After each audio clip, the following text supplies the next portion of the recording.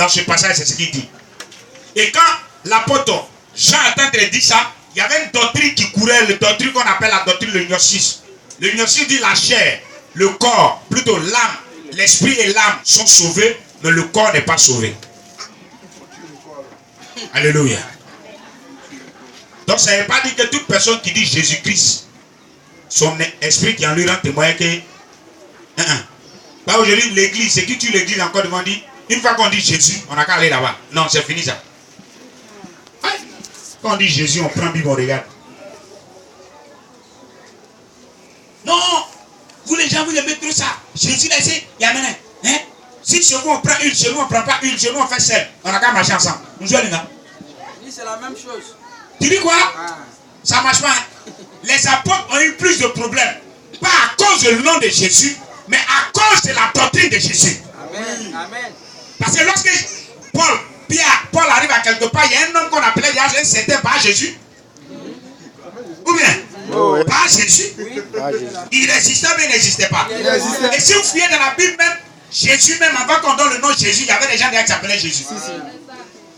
Donc, Jésus va avoir, les apôtres vont avoir problème, non à cause de ce nom, parce qu'il a dit que vous serez persécutés à cause de ce nom. Mais rentre en profondeur, pourquoi on est persécuté à cause de ça? C'est à cause de l'enseignement, la doctrine de Christ. Et la doctrine de Christ dit quoi? Toute personne qui a accepté Jésus-Christ est devenue enfant de Dieu. Il n'est plus condamné. Il est déclaré juste. Il est une nouvelle créature. Les choses anciennes sont passées. Toutes choses sont devenues nouvelles. Il n'est plus possédé. Il est devenu saint. Il n'a plus besoin. C'est quoi l'apôtre, le même Pierre a dit, si je ne me trompe pas, il dit quoi? C'est pas par les choses périssables que vous avez été rachetés de la belle manière de vivre que vous avez. Mais quoi? Par le sang précieux d'un agneau. Donc la foi des apôtres à leur temps n'était plus liée aux éléments naturels. Le seul élément pour lequel la foi des apôtres était liée, c'était la Sainte Seine. En dehors de la Sainte Seine, il n'y avait plus un autre élément qui rentrait en ligne de compte. Maintenant, pour se reconnaître, quand il y avait la grande persécution, ils ont dessiné les poissons dans les grottes ou bien sur les murs. Et dans les poissons, il y a écrit Jésus.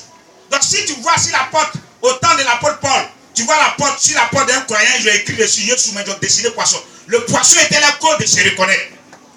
Mais quand l'évangile va commencer à s'étendre, on n'a plus besoin de mettre si. La Bible dit l'Esprit de Dieu rend témoin à notre esprit qu'on est enfant de Dieu. Amen. Mais aujourd'hui, on ajoute les éléments à la foi. Elle est incompatible. Marche pas ensemble. Dis Amen. Amen. Dis Amen. Amen. Alléluia. Amen. L'Esprit sur vous. Amen. Amen.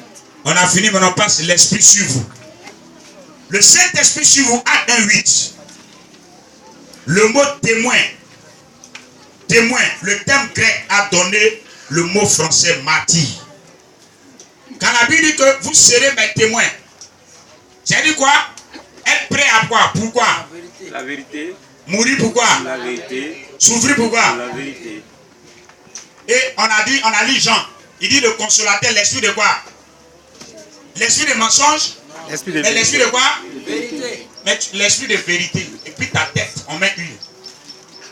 Tu cours derrière l'archevêque. Pourquoi? Tu acceptes. Mais on dit quoi? Souffrir pourquoi? La vérité. Mourir pourquoi? La vérité. Quelle était la première personne qui est morte pour la vérité? Étienne. Deuxième, Jacques. Quels sont ceux qui ont souffert pour la vérité? Les Pierre, les Paul. Tous ceux-là ont souffert quoi? Pour la vérité. Amen. Ils sont prêts pour la vérité. Paul acceptait d'aller à la prison à cause de quoi? À cause de la vérité. Pas à cause du nom de Jésus. Mais à cause de l'enseignement de Jésus. Et maintenant, son nom. Amen. Amen. Alléluia. Gloire à Jésus. Amen. Bien-aimés, 2. Vous recevez une puissance sur vous. Amen. Le Saint-Esprit sur vous. Vous recevez une puissance. Quand on a fait le séminaire, on a compris que le Saint-Esprit n'est pas une puissance, mais le Saint-Esprit donne quoi? Pour faire quoi? Pour faire l'œuvre. C'est vrai. Mais le Saint-Esprit donne la puissance aux croyants pour un service, pour un témoignage et active les dons. Alléluia. Alléluia. Amen.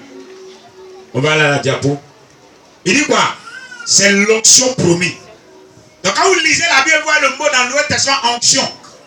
On fait référence à la puissance de Dieu.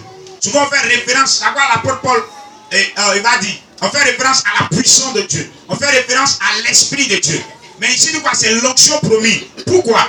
Parce qu'en Israël, pour que quelqu'un soit oint, on versait de l'huile sur la tête. Ça, c'est pour le roi. Pour le souverain sacrificateur, on met un peu sur sa tête, sur sa langue, sur son lobe et sur son orteil. Pour dire désormais, sa bouche appartient à Dieu, son oreille appartient à Dieu, ses orteils appartiennent à Dieu. Quand vous allez lire le livre de Ésaïe 60, il dit l'esprit du Seigneur est moi parce qu'il m'a oint. Lorsque Ésaïe avait cette vision, chez lui, il voyait l'huile sur la tête de Jésus. Mais quand Jésus est baptisé, c'est plus l'huile qui descend. C'est quoi qui descend? Le Saint-Esprit en forme de quoi? Huile à droite encore. Maintenant, il dit nous sommes oints.